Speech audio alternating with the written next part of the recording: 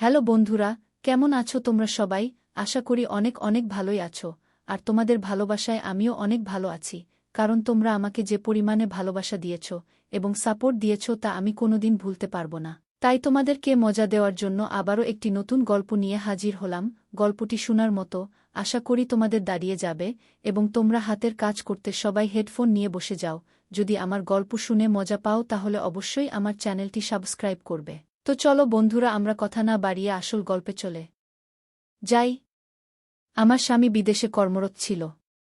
সে সময় আমার মামার ছেলে কাজের জন্য শহরে আসে এবং আমার বাড়িতে অবস্থান করছিল। একদিন আমার শরীরে অনেক ব্যথা হচ্ছিল। পরীক্ষার পর জানা গেল আমি 2 মাসের অন্তঃসত্ত্বা। এটা কিভাবে সম্ভব? আমি এবং আমার ভাই আমরা 2 জনেই বাড়িতে ছিলাম। তখন আমার ভাইয়ের কথা মনে পড়ত। প্রতিদিন রাতে সে আমাকে ঘুমের ওষুধ মেশানো পানি খাওয়াত এবং আমি গভীর ঘুমে পড়েই যেতাম। সে সময় সে আমার সাথে ছিল। বন্ধুরা, আজকের গল্পে স্বাগতম। আমি অনন্যা, বিয়ে করেছি। আমি মাসখানেক চাচার সাথে আমার স্বামীর সাথে শহরে থাকতাম। ছেলে কাজের জন্য শহরে এসেছিল। আমি তাকে আমার বাড়িতে রেখেছিলাম কারণ আমি একা ছিলাম। স্বামী বিদেশে ছিল, স্বামীর অনুমতিতেও আপত্তি ছিল না। আমার মামার ছেলে আমার ভালো যত্ন নিত। আমি বাজার থেকে কিছু আনতে হলে একদিন আমি অসুস্থ হয়ে পড়লাম। সে বলল, তুমি এখন বিশ্রাম করো। রাতে আমাকে পানি দাও, আমি এর সাথে ওষুধ মিশিয়ে দিতাম। সকালে ঘুম থেকে উঠলে অনেক আরাম পেলাম। একদিন আমার শরীরে অনেক ব্যথা হল। ডাক্তারের কাছে গেলাম। সে বলল, তুমি মা হতে যাচ্ছেন। আমি হতবাক। ডাক্তারের দিকে তাকালাম। আমি বিশ্বাস করতে না পেরে ডাক্তারকে বললাম, আপনি ভুল করছেন, আমি আপনাকে শুধু শরীরের ব্যথার কথা বলেছি।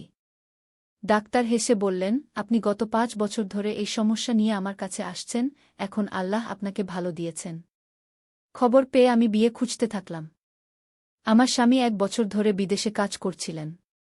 1 মাসে দেশে আসতেন সন্তানের আশায়। আমি বাড়িতে ছিলাম, ক্লিনিক থেকে 1 কিলোমিটার দূরে, কিন্তু আমি আমার শরীরে একটি ভারী বোঝা অনুভব করছিলাম। আমি বাড়িতে এসে দরজা দেখলাম। আমি দেরি করে খাবারের জন্য অপেক্ষা করছিলাম। কেন? আমার কোনো ক্ষুধা ছিল না, তাই খেয়েছি। মেয়ে ভালো করে কথা বলে না। সে কয়েক মাস ধরে আমার সাথে ছিল। আমার স্বামী আপত্তি করেননি। বরং আমার স্বামী ছেলেকে নিয়ে চিন্তিত ছিলেন। আমার বোন নিখোঁজ হলে কোথায়? আমি বললাম, ক্ষুধা নেই, আমার মাথা ব্যথা, বাড়ি যাচ্ছি। আমি রিপোর্ট দিলাম, আমি বিছানায় বসে মন হারিয়ে ফেললাম। চাচার ছেলে ভালো ছেলে, আমি এইভাবে ভাবতে পারিনি। আমরা একে অপরকে ছোটবেলা থেকে চিনি। আমার স্বামী সম্পর্কে আমার কোনো সন্দেহ ছিল না, চাচার ছেলের চরিত্র, কিন্তু রিপোর্টে সব সন্দেহ তার প্রতি। আর চাচা ছাড়া বাড়িতে আর কেউ ছিল না। আমার ছেলে মাথায় বসা, আমার মনে আছে। কয়েকদিন ধরে সে আমাকে পানি দিয়ে ওষুধ দিচ্ছিল, তারপর আমি গভীর ঘুমে পড়তাম, সকালে সতেজ অনুভব করতাম। সে কি রাতে ঘুমের ওষুধ দিচ্ছিল? যখন আমি গভীর ঘুমে ছিলাম, তখন কি সম্পর্ক এতটাই বিকৃত হয়ে গেছে যে কিছুই দেখা যায় না ইচ্ছের সামনে, এই ভেবে আমার চোখে পানি চলে আসে। ওর বোন কি করে এমন ভাবতে পারে, মন এই অপরাধ করে। আমি অনেক কেঁদেছিলাম, আমার অবস্থার কষ্ট কেউ বুঝল না। আমার ছোটবেলার কথা মনে পড়ল। কোলে স্বাস্থ্য আমাকে মনে করিয়ে দিচ্ছিল, আমার বিয়ের সময় যখন সে নতুন কলেজে ভর্তি হল, তখন সে আমাকে অনিল বলে ডাকতে থাকল। বলো, তুমি পোশাকে সুন্দর, তোমার ভাবি স্বামী কালো, লম্বা, রাগী, আমি তোমার সাথে আমার মতো স্মার্ট আর সুন্দর না। সবসময় আমাকে অনিল বলে বিরক্ত করত, আমি শুধু ওর দিকেই তাকাতাম।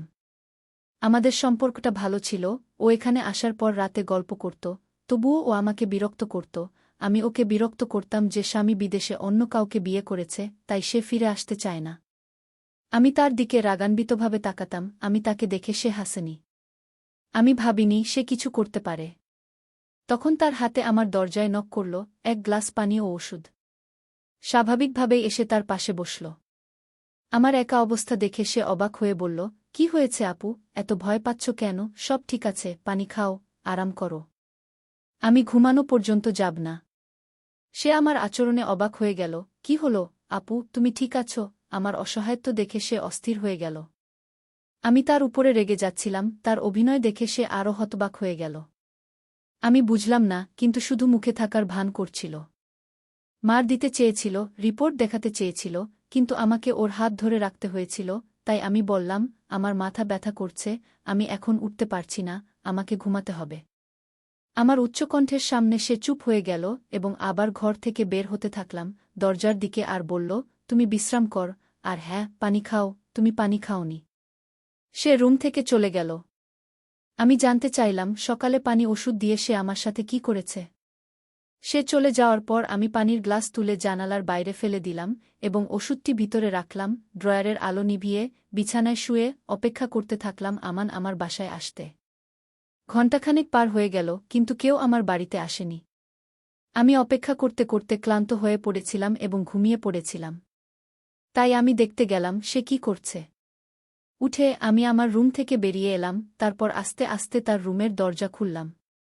তারপর আমার শরীরটা নড়ে যখন আমি যা দেখলাম। তখন আমি আস্তে আস্তে তার রুমের দরজা বন্ধ করে চুপচাপ আমার রুমে ফিরে এলাম। যখন আমার খালা ডাকলেন এবং তিনি বললেন যে আমন পেয়ে গেছে শহরে কাজ করার জন্য। কিন্তু আপনি জানেন, আমি তাকে হোস্টেলে থাকতে দিতে পারি না, কারণ আমার মতো সব ধরনের ছেলেরা এই ধরনের ভদ্র এবং খারাপ লোকের ফাঁদে পড়ে। সে নষ্ট হয়ে যাবে এবং অন্যান্য খারাপ কাজে অভ্যস্ত হয়ে যাবে। তাই আপনি তাকে আপনার ঘরে রাখুন, যাতে আমরা এখানে নিরাপদে থাকতে পারি। তারপর আমি অনেক বিশ্বাসের সাথে আম্মুর কথায় রাজি হলাম এবং বললাম, ঠিক আছে। এটা ভাবতে ভাবতে আমার মাথা নষ্ট হয়ে যাবে। আর আমান তার ঘরে বসে নেভি খাচ্ছিল, তার শরীরটা আমার দিকে ছিল, তাই সে জানত না যে আমি তাকে বলেছিলাম আমি নেভি খাচ্ছি। আমার মা হার্টের রোগী ছিলেন। যদি মা জানত আমান আমার সাথে কি করেছে, সে শেষ হয়ে যেত। কিন্তু আমি ভেবেছিলাম সকালে আমানকে বলবো তার অন্য কোথাও থাকার ব্যবস্থা করতে। তাকে আর আমার রুমে রাখা যাবে না। তারপর আমি ঘরে তালা দিয়ে ঘুমাতে চলে গেলাম এবং সকালে আমার রুমের দরজায় নক পড়ল। আমি উঠে দরজা খুলে দেখি সে এত রেগে আছে। দরজা দিয়েছিলে কেন? সে এইভাবে রেগে যাচ্ছিল কারণ আমি তার পথ আটকেছিলাম, হয়তো তার ইচ্ছা পূর্ণ হয়নি। তাই সে আমার সাথে এমন কথা বলছিল। আমি বললাম, কে তুমি আমার সাথে এইভাবে কথা বলার জন্য? সে আমার রাগ দেখে শান্ত হয়ে পড়ল এবং বলল, দিদি, তোমার রাগ ভালো ছিল না। তোমার কথা ভেবে অনেকক্ষণ ধরে দরজায় নক করছি, কিন্তু আপনি যখন উত্তর দেননি, তখন আমি ভেবেছিলাম আপনি জ্ঞান হারিয়ে পড়েছেন। তাই আমি দরজা খোলার চেষ্টা করছিলাম, কিন্তু এটি লক হয়ে গেছে। তাই আমি চিন্তিত হয়ে পড়লাম। তাই দয়া করে দরজাটি তালাবদ্ধ রাখবেন না। দয়া করে তাকে মিথ্যা চিন্তা দেখান। এই ভেবে আমি অনেক রেগে গেলাম, তাই বললাম, তোমার চিন্তা করার দরকার নেই। তারপর আমি আমার বাসা থেকে বের হলাম। আমি নিজে নাস্তা তৈরি করে আমার প্রতিবেশীর বাড়িতে গিয়েছিলাম। প্রতিবেশীও আমার সমবয়সী একটি মেয়ে ছিল। যখন স্বামী বাইরে যেতেন, তখন সে আমাকে অনেক দেখাশোনা করত। আমি তার স্বামীর সাথে অনেক ভালো বন্ধু ছিলাম, সেও আমার দিকে ছোট বোনের মতো তাকায়। যখন সে বাজারে কিছু কিনতে যেত, সে আমাকে জিজ্ঞাসা করত, বোন, তোমার কিছু দরকার কি? আমি তাকে বলতাম, আমার দরকার। সে প্রায়ই আমার জন্য জিনিস নিয়ে আসে। কিন্তু আমান আসার পর থেকে আমি তাকে আমার প্রতিবেশী সব কিছু বলেছিলাম। সন্ধ্যার সাথে আমার একমাত্র কাজ ছিল, আমার মা বানালো, কারণ স্বামী 3 মাসের মধ্যে আসছে। কারণ অপরাধবোধ দূর করা ছাড়া আমার কোনো উপায় ছিল না। আমি জানতাম না সন্ধ্যাকে কি বলবো এবং আমি জানতাম না কি। সন্ধ্যা আমার কথা ভাববে, কিন্তু আমার একজন মহিলা দরকার ছিল। এটা সত্য যে আমাকে এই পদক্ষেপ নিতে হয়েছিল, কারণ আমি যদি আমার খালাকে সবকিছু বলে দিতাম, তবে তিনি তা সহ্য করতে পারতেন না, এবং আমি যদি আমার স্বামীকে বলতাম, তিনি আমাকে তার স্ত্রী হিসেবে গ্রহণ করতেন না, এবং আমার ঘর ভেঙে যেত। এবং আমাকে মা বানাতে হবে। তখন তিনি আমার সাথে যেতে রাজি হলেন, ডাক্তারের সাথে। আমরা একজন নতুন মহিলা ডাক্তারের কাছে গিয়েছিলাম এবং তাকে বলেছিল, আপনি যদি আমার জন্য এটি করেন, তবে আমি ভালো টাকা দেব। মহিলা ডাক্তার রাজি হন। কিন্তু সেই রাতে আমার সাথে কিছু ঘটেছিল, আমার হৃদয় কেঁপে ওঠে। রাতে বাসায় আমি আমানকে বললাম, এখন তোকে আমার বাসায় রাখতে পারব না, তাই আগামী 5 দিনের মধ্যে কোথাও একটা ব্যবস্থা কর।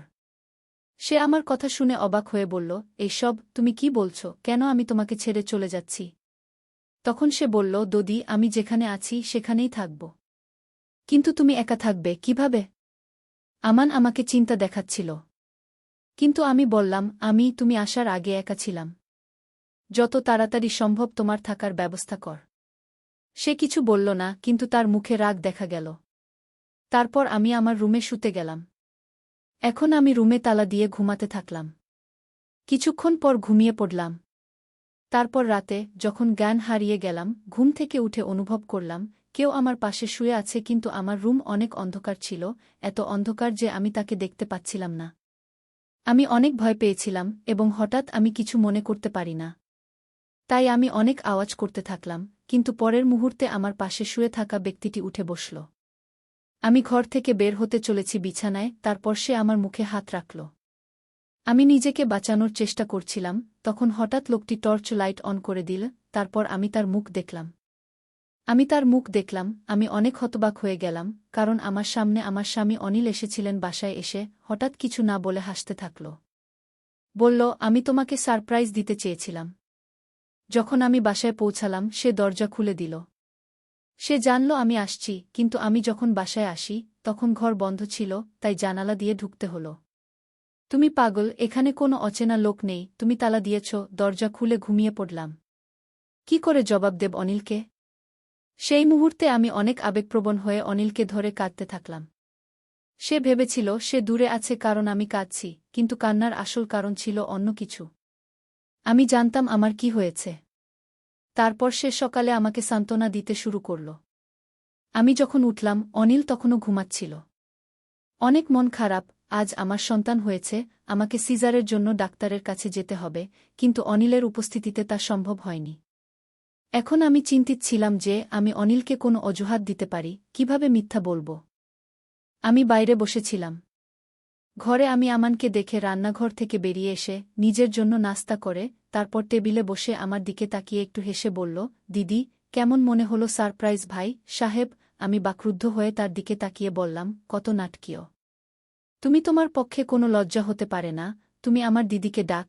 আর অন্যদিকে আমি এইসব সহ্য করতে করতে ক্লান্ত, তাই মনে যা আসে তাই বলতে শুরু করি। কিন্তু সে এত নির্লজ্জ, তবুও অবাক হয়ে আমার দিকে তাকিয়ে বলে, দিদি, তুমি কি বলছ? আমি কিছুই বুঝতে পারছি না। তুমি কি আমাকে এমন করেছ? আমি ওর কথা শুনে অবাক হয়ে আমার রুমে গেলাম। অনিল তখনও ঘুমাচ্ছিল। তখন আমি ড্রয়ার থেকে রিপোর্ট বের করে রুম থেকে বের হয়ে আমান টেবিলের কাছে দাঁড়িয়েছিল। আমি রিপোর্টটা ফেলে দিলাম।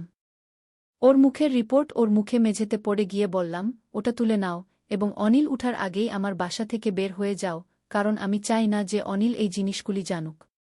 মাটি থেকে রিপোর্টটি তুলে নিয়ে পড়তে শুরু করল এবং কিছু বলার আগেই তার মুখ ফ্যাকাশে হয়ে গেল।